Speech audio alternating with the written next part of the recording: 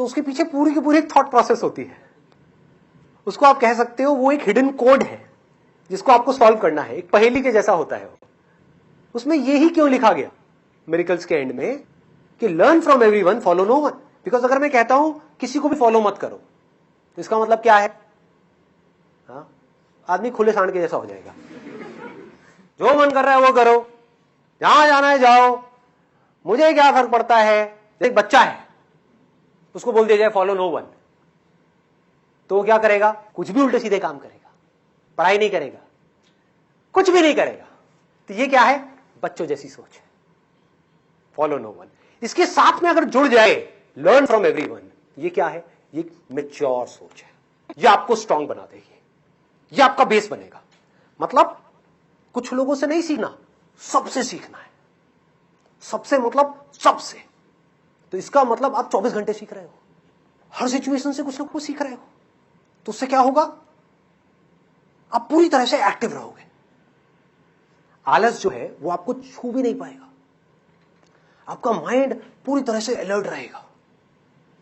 आप हर एक को देखोगे और कुछ ना कुछ सीखते चले जाओगे।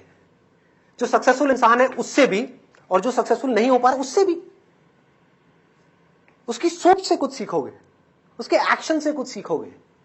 हर इंसान को देखोगे, अच्छा इसने ये किया, इस वजह से इतनी बड़ी प्रॉब्लम में फंस गया। दो तरह के लोग हैं ना इस दुनिया में। एक वो है जो अपनी प्रॉब्लम से निकल ही नहीं पा रहे हैं, एक वो है जिनकी लाइफ में कोई प्रॉब्लम ही नहीं है, और बाकी बीच के लोग प्रॉब्लम है भी नहीं भी है, व्हाटएवर इट इज।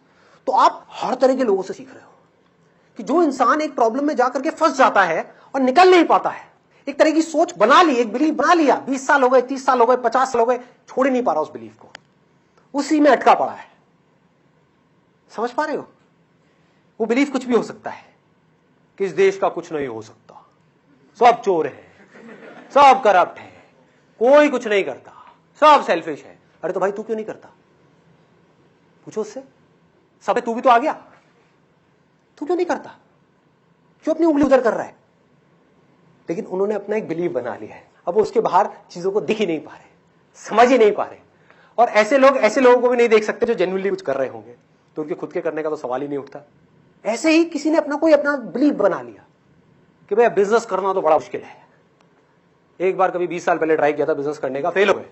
अरे भाई हर किसी के बस का नहीं है, मैं बर्बाद हो गया तो बिजनेस करने के चक्कर में। कोई नहीं कर सकता, सब कहने की बात होती है। लाखों में कोई एक दो है जो कामयाब होते हैं। क्या फंडे हैं? कोई डेटा नहीं है, एक बिलीफ है, रियलिटी नहीं है, बिलीफ है। तो ऐसे लोगों से आप सीखो कि मुझे बिलीव्स के बेस पे नहीं जीना है, रियलिटी के बेस पे जीना है। बिलीव्स में नहीं उलझना है। I am the youth of this country, मुझे इन बिलीव्स में नहीं अटकना है, ना ही कोई नए बिलीव्स बनाने हैं।